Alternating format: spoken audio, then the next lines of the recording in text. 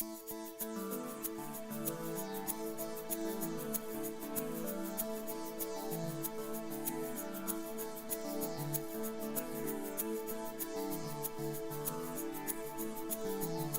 keep pace with ever-growing demand, the City of Ada is in the process of adding a fourth water tower to its system. The new overhead storage tower is located south of State Highway 3 on the city's south side. Well, it was determined that we'd like to have some more capacity on the south side of town. Also, it helps out the hospital in case there was an emergency and the Chickasaw Hospital needed the water. We can valve this line going back over there to dedicate this whole tower to the hospital. Yeah, it benefits the whole system because if we had an emergency, an ice storm, and we lost power, we'd have all this water stored at a high elevation to provide pressure and flow to the city. So it benefits the whole city and not just the south side. The new south side tower is the pedestal type, very similar to the tower next to Mercy Hospital. And like that tower, it has a 1 million gallon storage capacity. Once the new tower is completed, the city's total overhead storage capacity will expand to 3 million gallons, an increase of 50%. Well, it's going to be like the Monte Vista water tower, which other people in town will probably be familiar with. The pedestal is going to be concrete, and it's going to be you can store stuff, materials and equipment inside of it. It's going to have a garage door, roll-up garage door, so you can pull in pickup trucks or tractors, and you can store stuff in there. And then the water tank portion is going to be steel. It's going to be welded steel and painted, and that's what's actually going to hold the water. First, when we first decided this was the location, we had to buy the right-of-way for the road, and we had to buy the property for the water tower, and we had to negotiate with the landowners and buy that. Then we designed the roadway, because we had to have a roadway back here before we could even construct the water tower. And then while we was constructing, or just before the roadway went in, we put in the water line, because you have to have a water line to bring the water to the water tower and for the water to flow in and out of the water tower. All 4 water towers are inside the same pressure zone, which encompasses the entire city. Because of this, the water levels in all 4 towers have to be at the same elevations in order to equalize distribution and pressure throughout the system. The greater the overhead storage, the greater the pressure available throughout the entire city.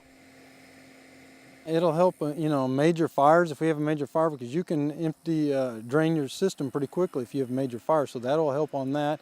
Also helps if you have the ice storms, if we lose power, we'll have more storage to carry us through until we get the, maintenance done or power back on. It also helps in the pressure of the system and then meet the high summer demands. To the naked eye, the equal water elevations may not be evident as the towers differ in actual physical height. However, once the natural elevation of the terrain is factored in, the water level in each tower will rest at about 1,170 feet above sea level. The best option for the city from an economic standpoint is to find the best available spot with the highest elevation, because the higher the elevation, the shorter the actual tower has to be to reach 1,170 feet. All the water towers in town were all on the same pressure plane. They all have an overflow at the same elevation of 1169.5, and that's what this is. So we can make the pedestal, the concrete portion of this water tower, smaller, and we could save money on it. So that's why we chose this high point. The city also maintains 6 million gallons of underground reservoir storage, bringing the total amount of water on hand at any given time to 9 million gallons. The difference in overhead and underground storage is pressure.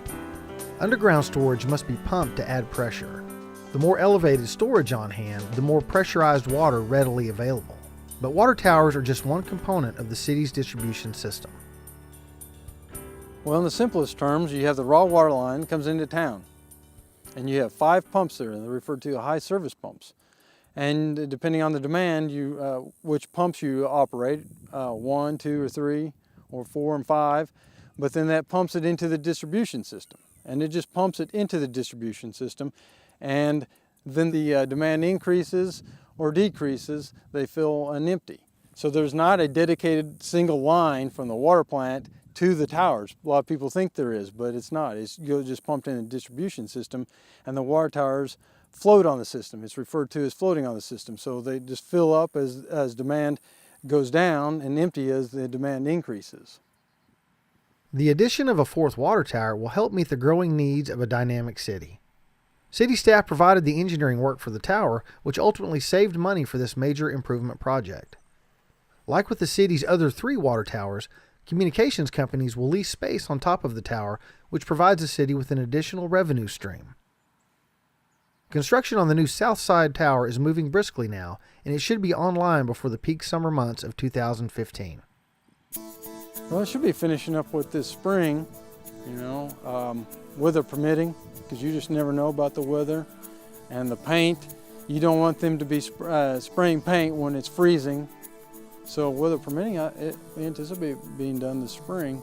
But it's been a process from the time that we had that engineering report and decided to put it here, and purchasing the land and putting the roadway in and the water line in. I've been here with the city for 4 years, and I think it was in the works when I first come here 4 years ago. But these big projects just take time,